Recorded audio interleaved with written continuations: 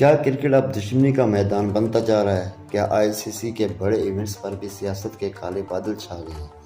آج انڈر-19 world cup میں جو ہوا اس نے پورے کھیل کی جگت کو ہلا کر رکھ دیا۔ دوستو، بھارت اور بنگلہ دیش کے درمیان ہونے والے انڈر-19 میں آج ایک ایسی حرکت ہوئی جس میں کھیل کی خلافیت کو داغدار کر دیا۔ ٹاس کے وقت بھارتی کپتان نے بنگلہ دیش کے کپتان سے ہاتھ ملانے تک کی زحمت نہیں کی، اور آئی سی سی کی تاریخ میں شاید یہ پہلی بار ہے کہ کسی کپتان نے دشمنی کی میدان کے پچوں پر اس طرح ظاہر کیا۔ یہ کڑواہٹ صرف آج کی نہیں، اس کے پیچھے لمبی کہانی ہے۔ مستفیض الرحمان کو آئی پی ایل سے نکالنے کے دباؤ ہو، یا پھر بنگلہ دیش کرکٹ بورڈ کا بھارت جانے سے انکار اور نیوٹرل وینیو کا مطالبہ، بھارت کھیل کو سیاست میں گھسیٹنے کا کوئی موقع نہیں چھوڑ رہا۔ یہ رویہ ہم نے ایشیا کپ میں بھی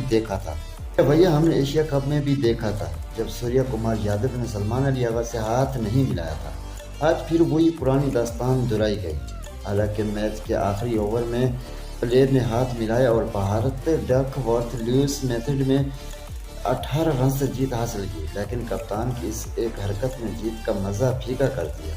کیا آئی سی سی اس بدتمیزی پر ایکشن لے گا، یا کرکٹ یوں ہی سیاست کی بھیڑ چڑھ جائے گی؟